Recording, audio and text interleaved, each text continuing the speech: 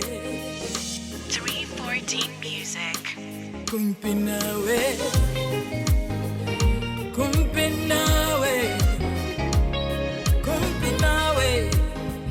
wenzagala kumpi nawe Yesu kumpi nawe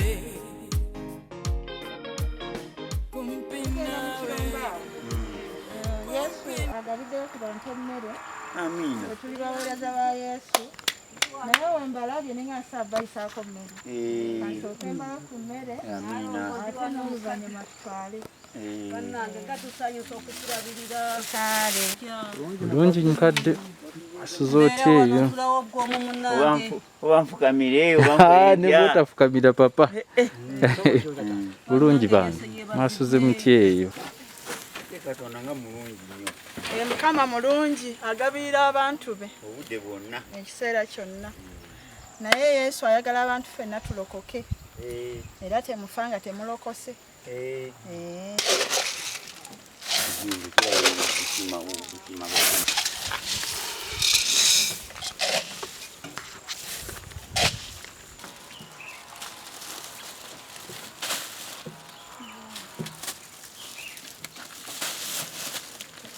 ofunako zonna zenkana ziri kilo 5 ne kilo z'obuwunga buli kamu kalimu kilo 10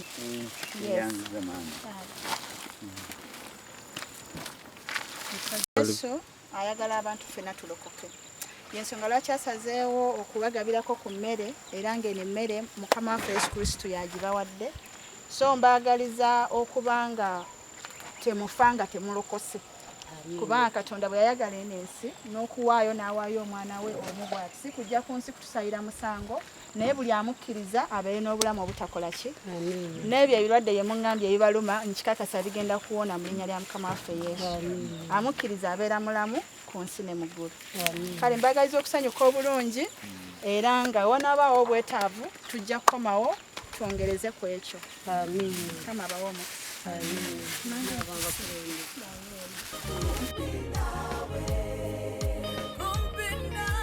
Jaja jebaleko kale obeera wano jebale kakati Yesu ali mu kugaba ku mmere Yesu oba omumanyiko kirungi kale katulina kuwayo ku bijanjaalo n'akawunga simanyi oba okalya n'akaceere kajja kujeereza kati kawunga ke kasoose kati bwe tunaafuna omuceere era tujja kukomawo nagwo tugule yemutwalo yanjiza kale Mukama akuwonye omukale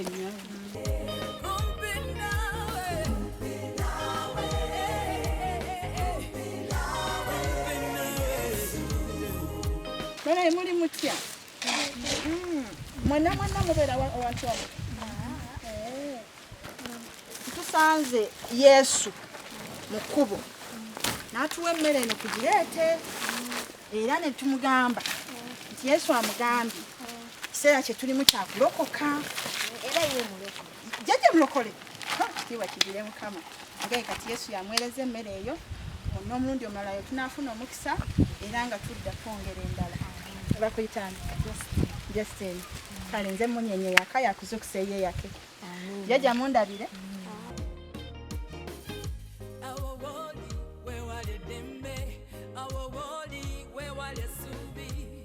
Sembeza kumpi nawe awoboli we wale okuona wentuka mpumula awokubigere byo wenzagala okutulanga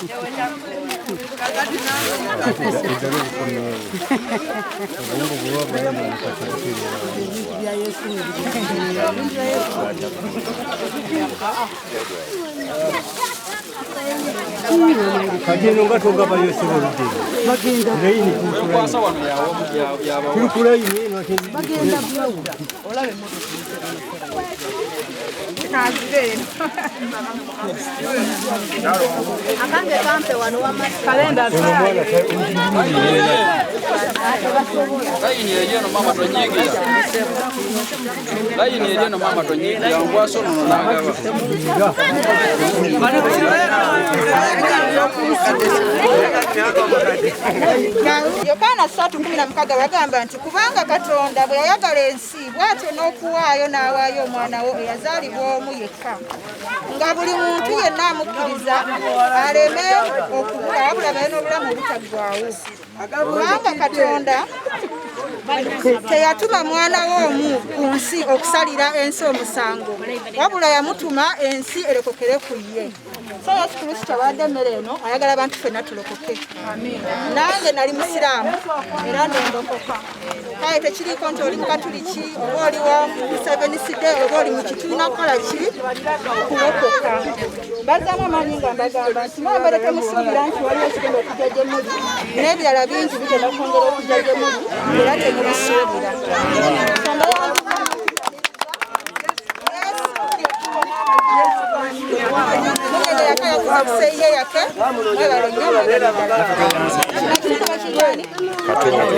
Katolingo wetubadde mbeeraziza nnyo mwenna ebikozesebwa bya Mukama waffe Yesu Kristo abakkiriza n'abakozesa okugulira abantu bano emmere. Tujja kweyongerayo bwe tuti paka obwetaavu bw'emmere bwe bunaakendeera nga Mukama ye mubeezi waffe.